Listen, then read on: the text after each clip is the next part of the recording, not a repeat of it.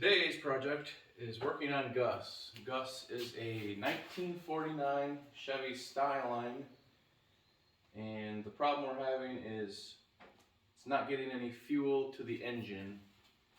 I changed the fuel pump out and I'm still not getting any fuel, so there's an issue with either I have a new pump that's bad or there's something wrong internally with the engine that it's not pressing the pump rod on the pump itself, and I'll show that in a second here. But got it up on some ramps. This car is actually lowered 2 inches, so it's kind of hard to get under as it is anyway, even with it up. But I'm going to be installing a electric fuel pump that runs off of 6 volts, because this system is still 6 volts originally, and hopefully that will take care of the problem. Alright, so this is the part that I had purchased from O'Reilly's, and this is the one I took off. I still think that it's something internally that's not pressing this arm far enough, even though when it's off you can feel in there and it doesn't seem like there's any worn out area where the pump runs on the camshaft. So it's just really irritating. Put one on there and I have the same problem. Like, the car ran fine and all of a sudden one day I went to start it and it was just dead.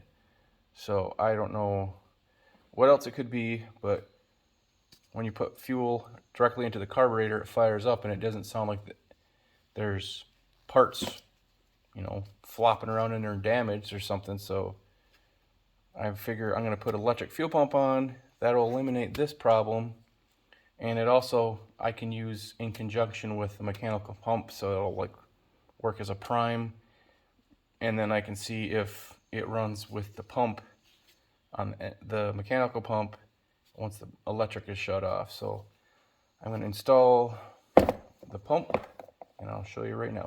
So this is the electric fuel pump I got off of, I think the name of the website is Early 40s Chevy or something like that. I'll put the link in the description below. So it comes with your pump bracket. This mounts up to the frame, and then your nuts and bolts and fittings and all that kind of stuff.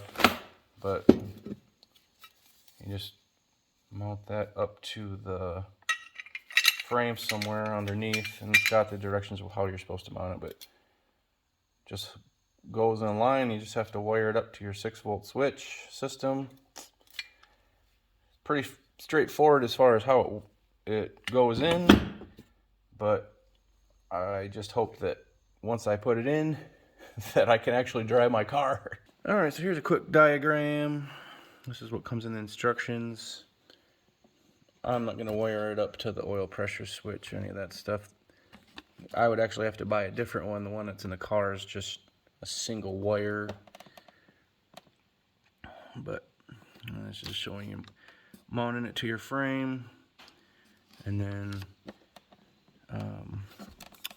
coming off the tank, you're going to put your inline fuel filter, then it goes into the pump, and then goes up to the carburetor from there. I'm just going to put a fuse and a switch in. I just got to obviously remember to shut it off once the car's off, otherwise it'll just constantly run. It's not going to be tied into the key, although I could do that, I suppose. One other thing I didn't mention, this fuel pump is rated, it's like 2 to 4 psi, and I believe it was like 30 gallons per hour, excuse me. And when I looked up this one, this should be what I'm assuming is like factory specs or whatever, but this was about 2 to 4, and then it was 15 gallons per hour. So hopefully I don't need a pressure regulator to bring down the pressure going into the carburetor, because if you got too much, obviously it's going to go press the gas through and go past the needle and seat, and you're going to start having leaks and other problems getting fuel coming out of the carburetor where you don't want it to. And then one other thing to note in the instructions, pretty much all this is just basic stuff as far as like hooking it up. but it does say to not mount it higher than 2 feet above the bottom of the fuel tank. So if you're mounting it underneath the car on the frame rail, you should be fine because there's not that much distance. If you mounted it as high as you could, so it's basically touching the bottom of the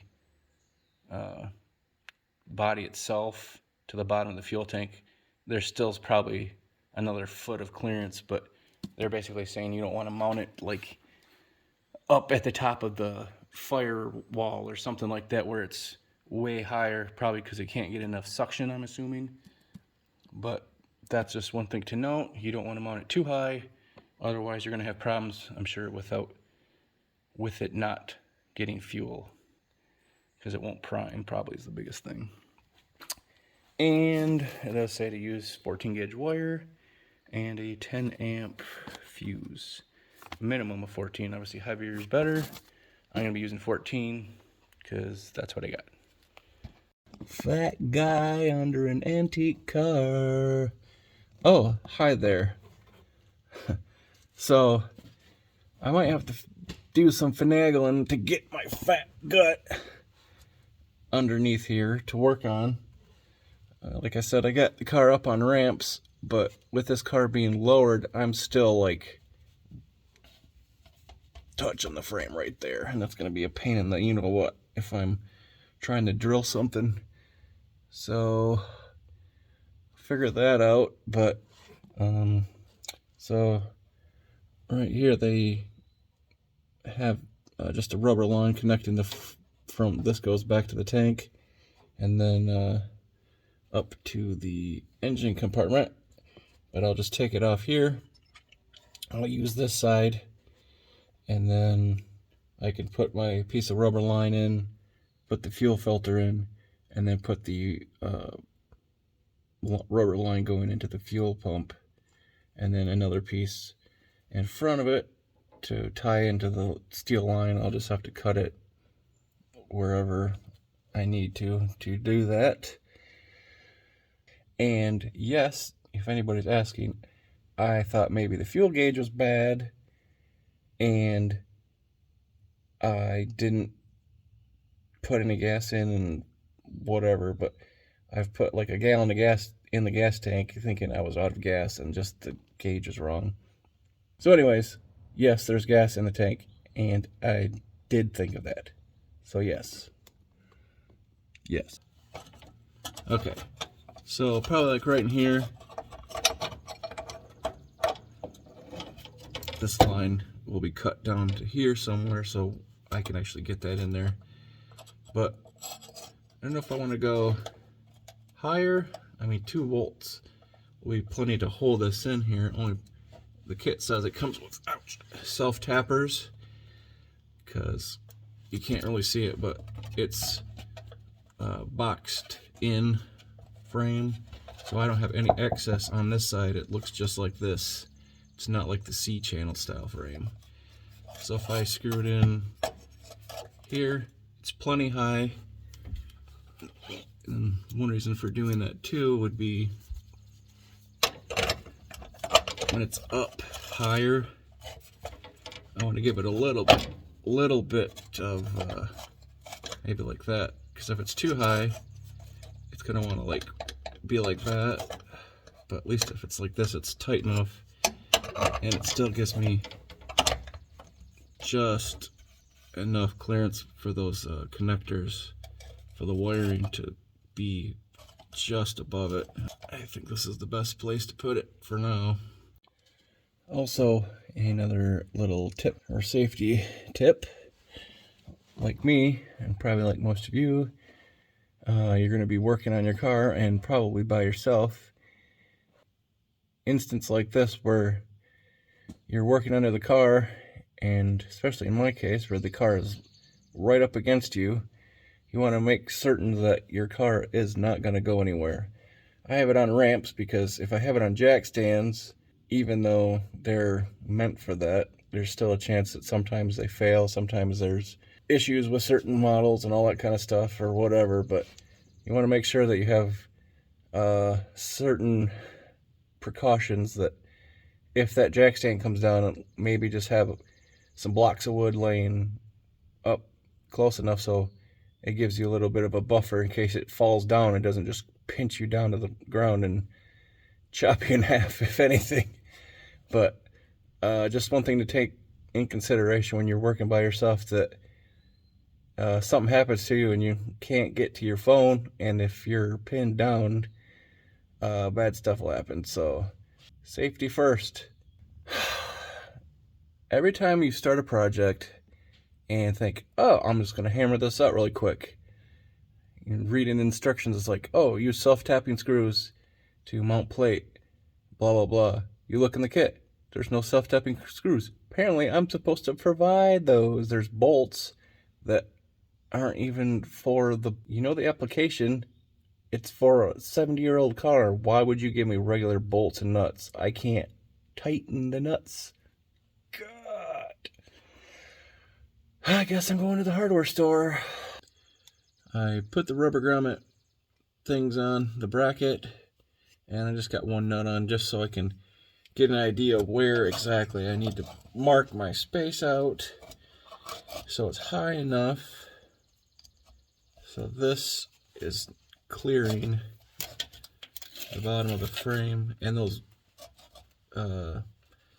plugs stick down just a little bit, so I don't dare go any higher really because I'm running out of space here. I think I'm gonna go up, gosh, if I use the bottom holes, that'll give me enough clearance here, and then instead of using that, you can't see it, the top hole here, I'll probably drill a hole through this and then use these two here.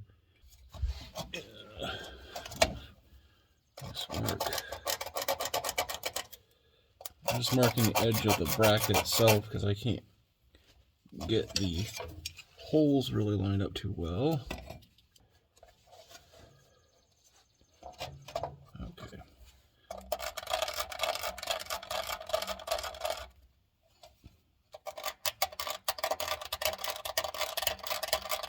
Also, just so you know, this is really good for your ink pen.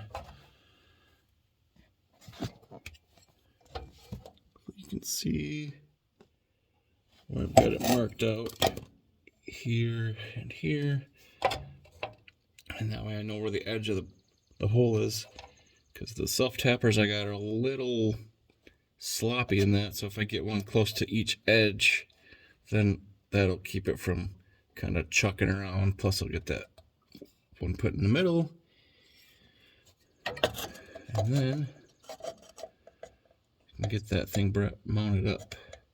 Self tappers, I don't know if you ever used these before, but it's a little end on the point. Come on, focus.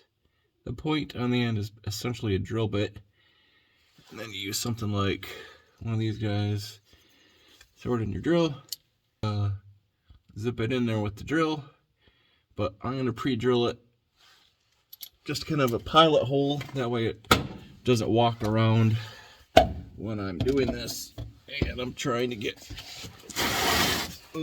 farther down so I don't have a bunch of metal shavings falling right on top of me. And I don't have a punch, so hopefully I don't slide around too bad.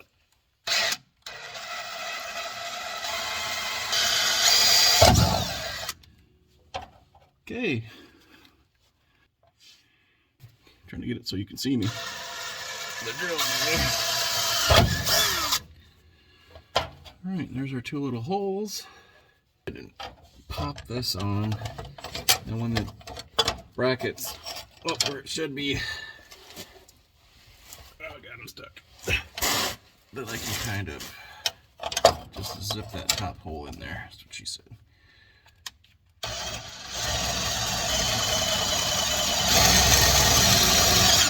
Okay, that's hot. Hot metal in my armpit. Ouch. I'm not tightening it all the way because I want to get, ouch. Figure out where I want it. I guess right there is fine.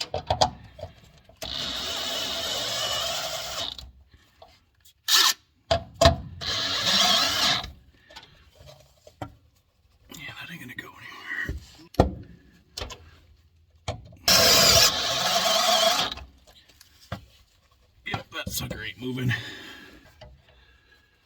That's what it's gonna look like when we're all finished. We still got clearance, so that's good. I think that'll work pretty good. And then we'll just cut. Get some pliers, pinch this off, and then cut the line down here somewhere. And then I'll have the barbs sticking out where the fuel line hooks on, and do that. I was waiting to do this because I didn't want to have fuel spilling all over me while I was trying to drill holes, just in case there's a spark. Alright, so before I go ahead and mount this up in the bracket, I'm going to go ahead and thread these on, just because it's a little bit easier outside of the car. Instructions say not to use, says, pump is equipped with dry seal fuel fittings. Do not use Teflon tape, pipe sealant on fittings. Pump breakage will occur. I don't know how that's even possible, as long as you're not getting like pipe dope, or like if it was like this, where it's exaggerated obviously, but where a chunk of that would get down in the pump, I could see that damaging it. But I think as long as you go away from threads from the end, you should be fine.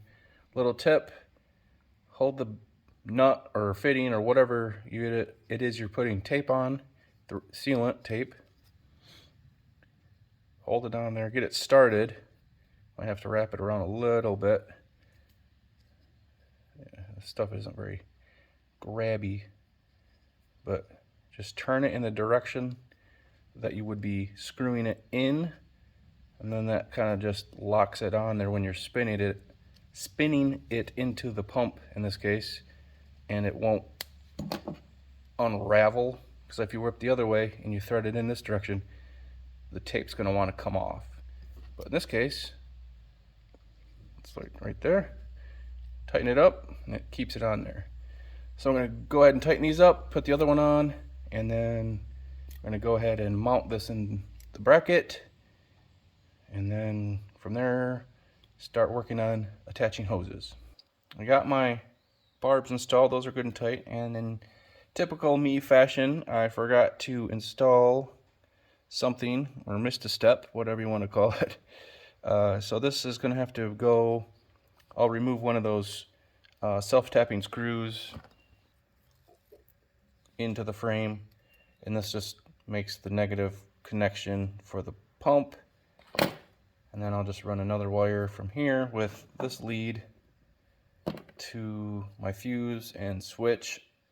I'm not sure what I'm going to do for that yet, but if you're not too familiar with car wiring, typically your negative on the battery is attached to the frame, so everything that you, like this for instance, attach to the frame, it basically just eliminates having to run another wire. You could put 2 wires and run a wire all the way up to the battery if you wanted to, but essentially the frame is one giant wire. So that's how that works if you're not familiar with that.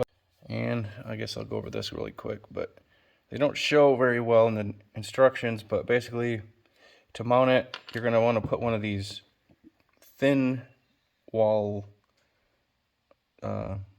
washers on first, and then I'll go in. That kind of helps as because there's that rubber grommet that it sits on, goes through.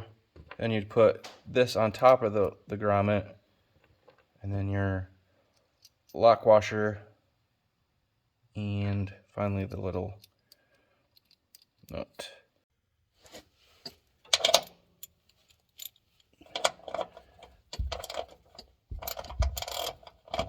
If you can see it, one side kind of is flat, more flat than the other. So I'm going to put the flattest side down, that way it's not being like pinched weird. And put it back on.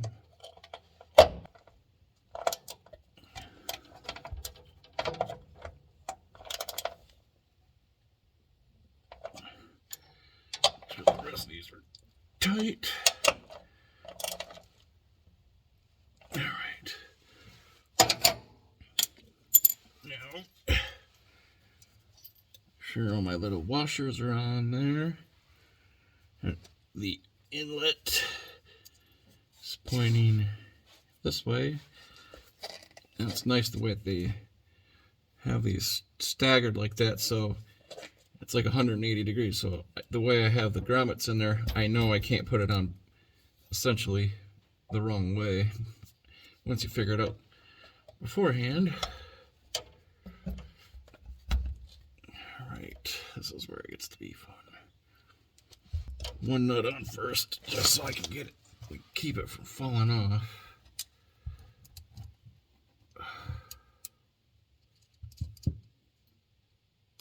Maybe.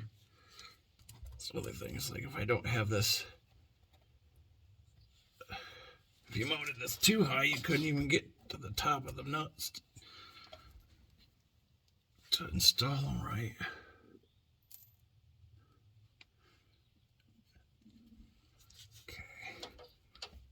Okay. I just realized I'm gonna have to get a different socket because that's gonna be too long. Okay. So you can't see what you're doing, but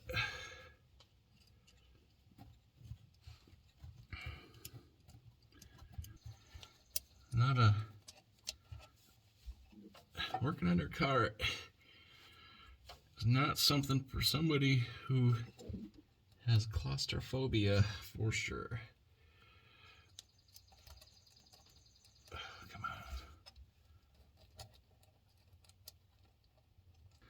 on. All right, that's I gotta tighten these up. All right, know if I can get the wrench on top of that. And just barely.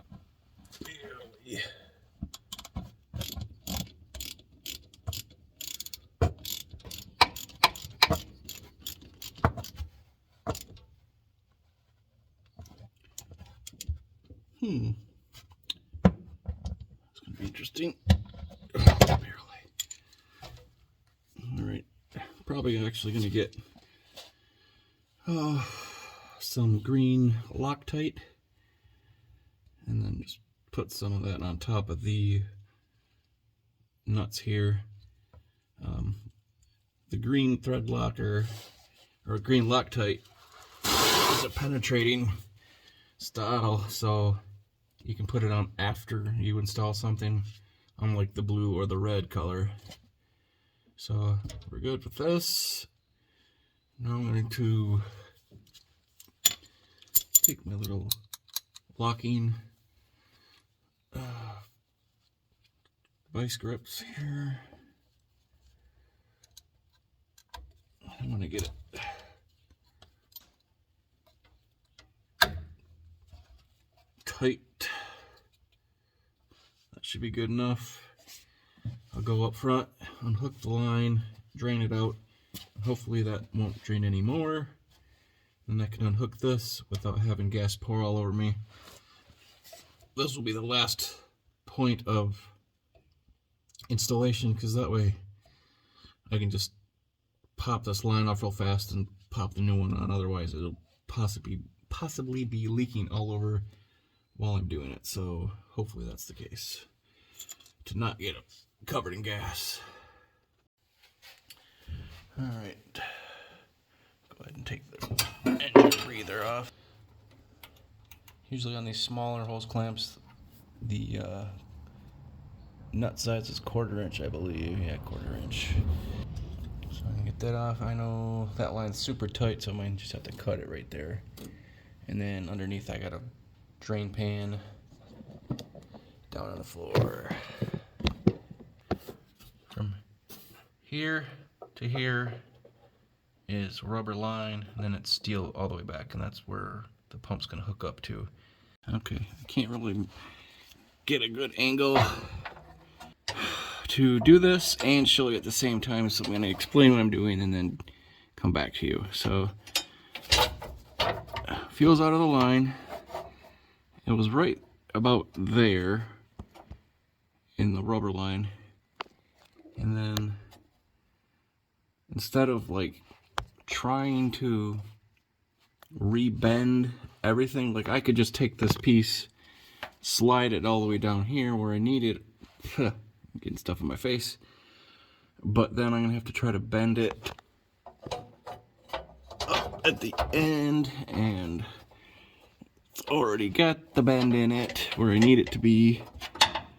So, can you even see it down there? I got my hand in the way.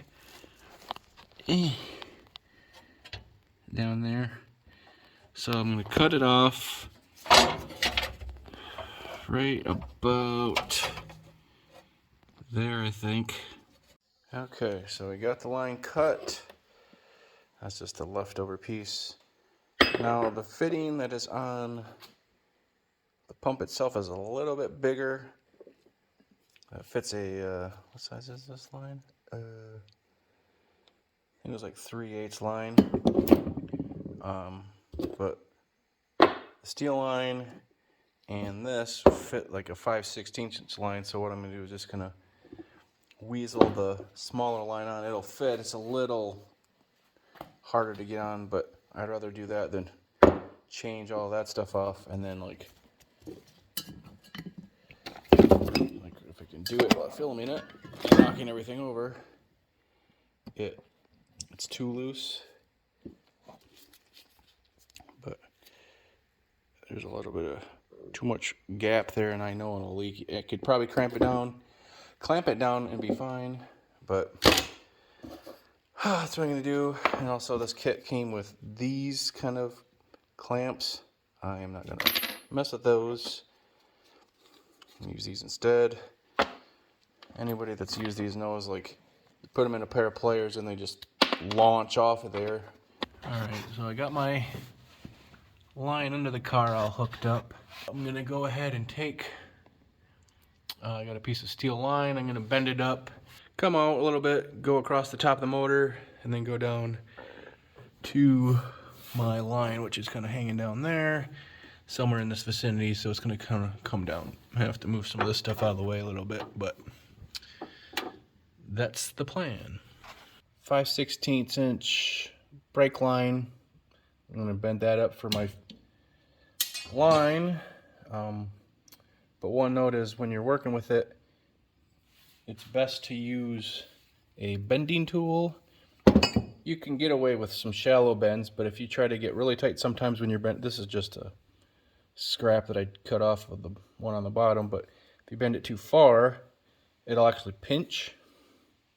If you can see what I'm doing here, to the point where, in this case, you would really restrict your, if I can zoom, if you can restrict your fuel flow, and if you get too far, it can try to bend it back, especially you can kind of get a little crack in the line. So when you're using this, it allows you to bend it at a fairly tight bend without having that issue. And this is relatively cheap. I think less than 20 bucks you can buy one of these, maybe 25 bucks. And there's some different styles. This is just the one I happen to get. So another reason to buy more tools.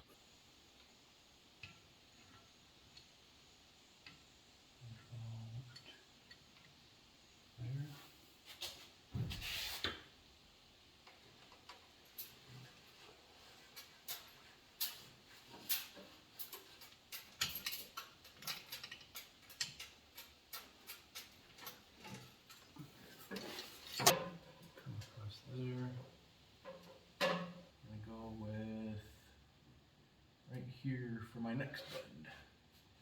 I gotta cut the end off still, but now that it gets down, it's gonna be like come across here, down, and then down there. I gotta move the brake line around a little bit, but that should work. Cool beans. Okay, so this line goes up to the front of the car. I got my line going to the front of the pump. Followed behind it with the fuel filter, and then another piece of rubber line connecting to the steel. We got the ground wire attached through the frame bolt, or through the frame with the self-tapping screw, rather, same difference. Now we just got to run power back here and up to a fuse switch and into the battery. Found this chunk of metal. It's the only thing I have right now, so it's going to be kind of temporary, so it's not extremely pretty, but this is not a show car. This is just to get it running. And I'm just going to clamp it right onto the side of the steering column. That way I don't have to worry about drilling holes in the dashboard, because that just makes me feel sick when people do stuff like that. Sort of like putting a sunroof in a classic muscle car or something to that nature. It's just like, it's just, you just can't do it. You just can't do it. And I put a little bit of a V to help it sit on the column a little bit tighter, and so on. Get a better view here. So I'll be down here, that way I can see that's on or off, and then I know it's off and that's down. All right, we got the wire hooked up. I ran it. I don't bother you with the hole being underneath the car thing. This is the wire coming up from the pump. I got it running in. I'm gonna hook it up to the switch, and from the switch I'm gonna come back out with another wire, and then I'm gonna just run a terminal onto one of these bolts. But I was thinking about, when I put my fuse in, you're gonna want to put it on the side with the side of the switch that's going right to the battery, because for some reason, if you have a wire that rubs on the frame somewhere, obviously it'll short, causing the fuse to pop. But if you have, let's say you put this fuse like right next to the fuel pump, if there was a problem with the fuel pump, it'll pop the fuse. But somewhere closer to the battery where it's still hot, this could rub a hole in the wire, and then you would have an electrical fire, and then the fuse wouldn't have anything to do with it because it's way farther back. So try to get it as close to your power source as possible, and just think about things like that. As far as like this old car, you know, everything's pretty open and all the grommets are gone and all that kind of stuff, so you gotta really secure things and make sure stuff's not flopping around when you're going down the road. Obviously this thing doesn't go really fast or anything, but anything that could vibrate and rub will eventually rub a hole through it. So you want to make sure you got all of your points of contact tight and not a ton of slack, or everything can wear a hole in it. So just think about that when you're doing it. Alright, so we got the battery wired up just to that bolt. Run it back in. This goes underneath the dash. That one goes to the pump. Obviously it's not very pretty, but eventually I'm going to upgrade the wiring. This is still 6-volt, and obviously this is kind of a mess. But we're all wired up, so let's give it a test. Okay. Turning on switch. I forget. I have to turn this on now. It's making noise. Oh, it's alive!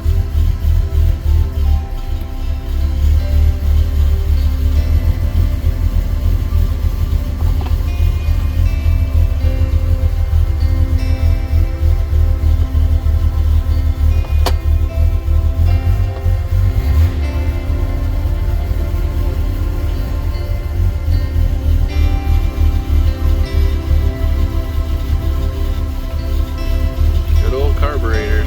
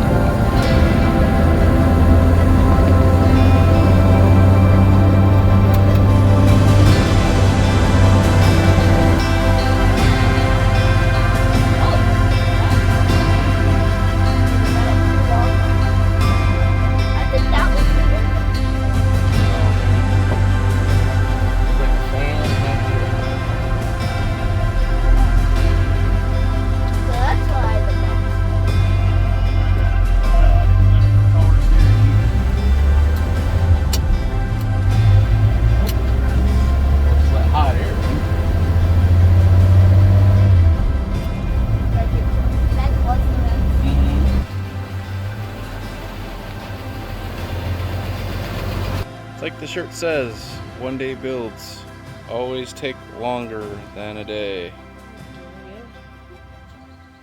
And my hair looks great too. Johnny doesn't think so, but we got it running. Did a little test drive. I'll put all the information in the video description. And yeah, till the next one. Okay.